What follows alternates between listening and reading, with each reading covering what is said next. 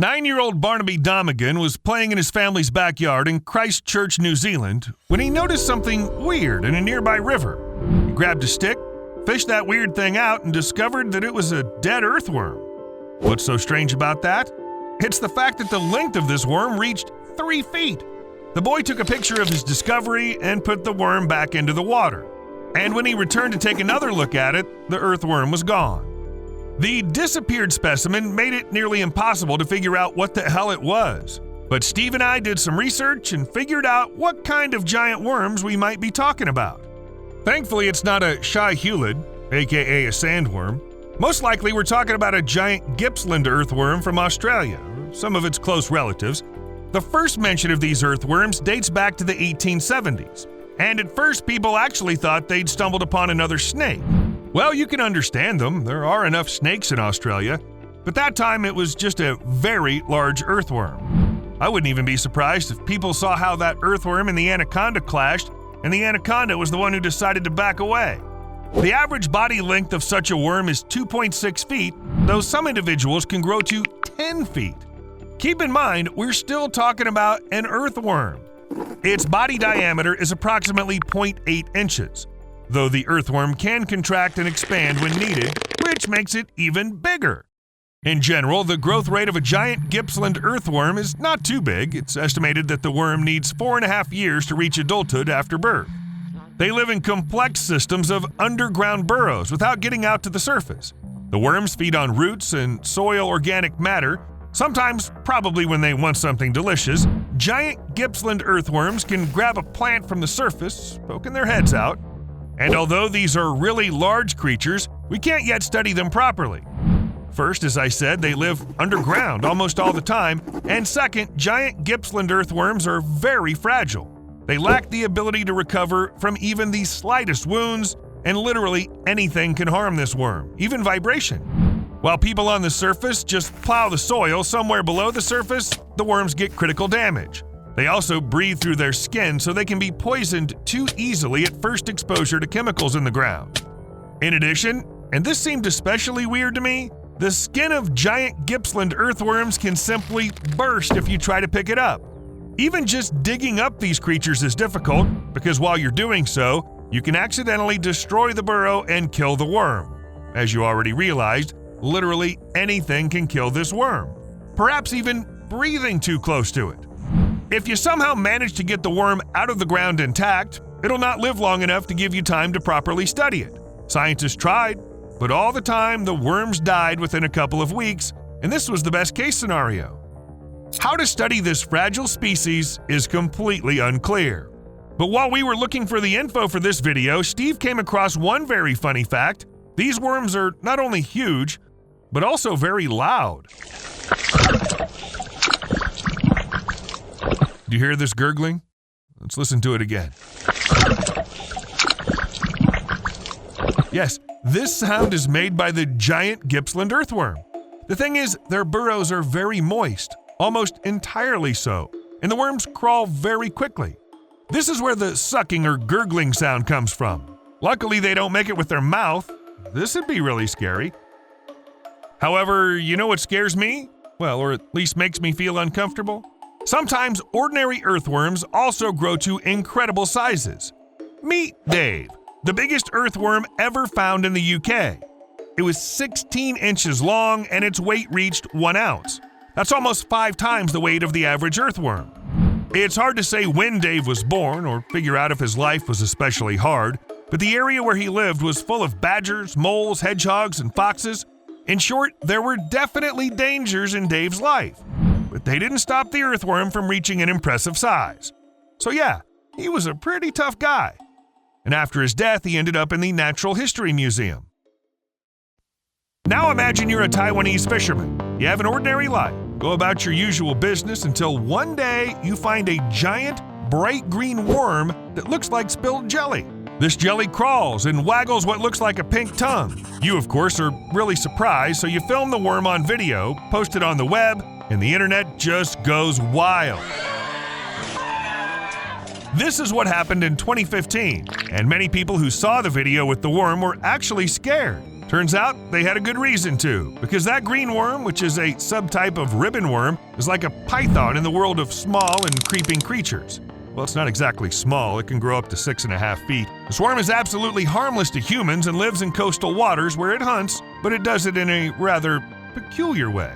That pink thing? It's not a tongue, but a proboscis, one of the distinguishing features of this group of ribbon worms. This tongue-like organ can shoot out to catch prey like some kind of chameleon. In some species, it's sticky and entangles clams, sea slugs, or other worms. After that, all they have to do is swallow the prey whole. In some cases, such worms can swallow prey 3 to 4 times fatter than themselves, and some of them also anesthetize their dinner by injecting toxins. These are very cunning ways of hunting, and they're somewhat concerning. After all, we're still talking about worms.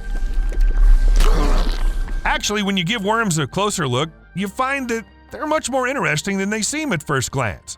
It's not just spaghetti that came to life.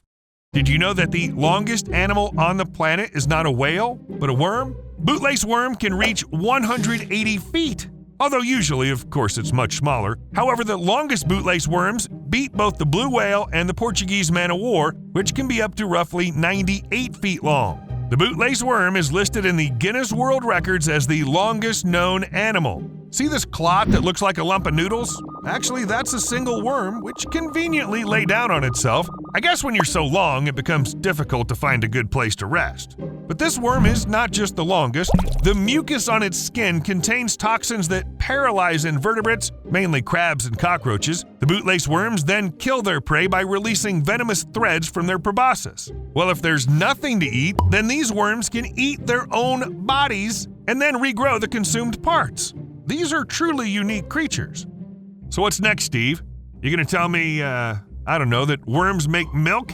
Why are you looking at me like that? I see. They actually do. After reproduction stops, the female nematodes, Caenorhabditis elegans, deliberately, well, as much as we can say so when it comes to worms, destroy their internal organs to produce yolk milk.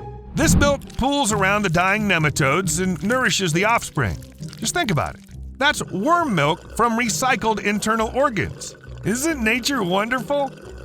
By the way, remember I said that the giant Gippsland earthworm makes a lot of noise? Actually, the loudest creature on the planet is also a worm, only a different one.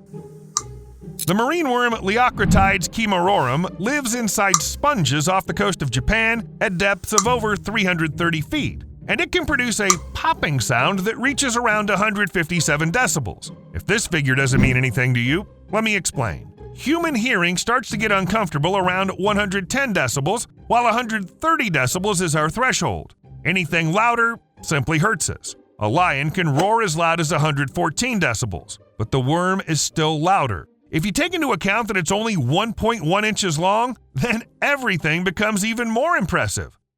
And it's also the worms that are tough enough to survive even in places that aren't fit for life. Well, or where not everyone would live. Erupting geysers, boiling hot springs, and poisonous gases. You gotta admit, that doesn't sound like the most comfortable place. Which is why scientists couldn't believe their eyes when they discovered the Pontoscolex corythrurus earthworms in the Furnace Volcanic Complex. Moreover, it seems like these worms settle closer to volcanoes on purpose. It's just warmer there.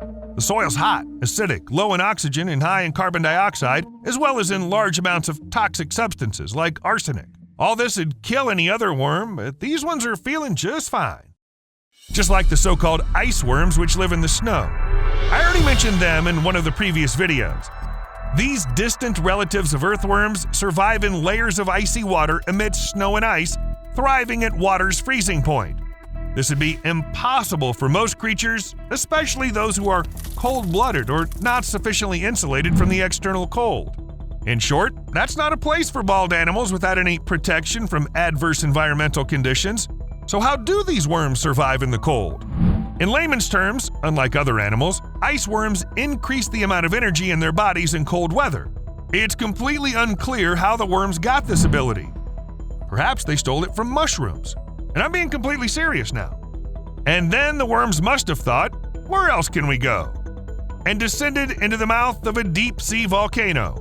Here, where the Earth's crust is cracking and spewing out overheated, toxic seawater, tube worms are perfectly adapted to such conditions. No sunlight, huge pressure, toxic chemicals that'd kill most living organisms instead of food, no one would eat sulfur and volcanic gases.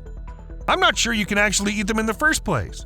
Not to mention the fact that volcanic water heats up to 752 degrees Fahrenheit. And the temperature around is slightly above 32 degrees Fahrenheit. That is, it's extreme from all angles. But tube worms feel great. Meanwhile, flatworms can actually recover memories even after losing their heads. To figure this out, scientists first had to understand that these worms, like many others, have the remarkable ability to regrow a body and even certain organs after they've been cut off. That's only half the story. The researchers trained flatworms to travel across rough surfaces in search of food and then cut off their heads. 2 weeks later, when the heads regrew, to the great surprise of scientists, the skills to move on that very rough surface also returned to the worms.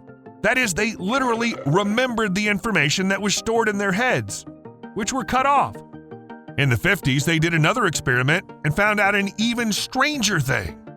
Worms can gain the ability to navigate the maze by eating the ground-up remains of other flatworms that have been trained to do so. That is, they gain the memory and skills of the creatures they eat. If I hadn't personally seen the materials of these studies, I'd have never believed it. Worms can also see with their headless bodies.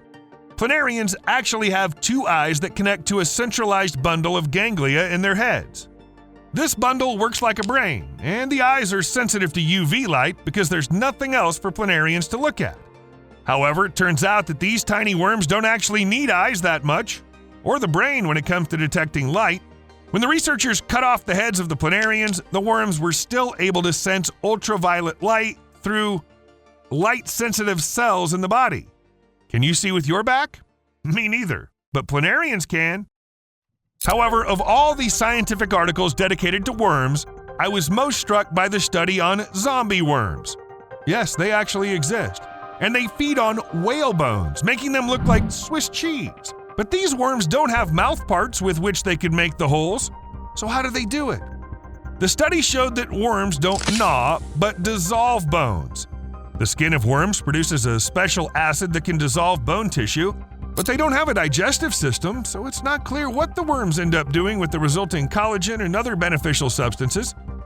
Well, they somehow absorb them, probably, and they probably get some benefit from it, though we don't know for sure. See you later.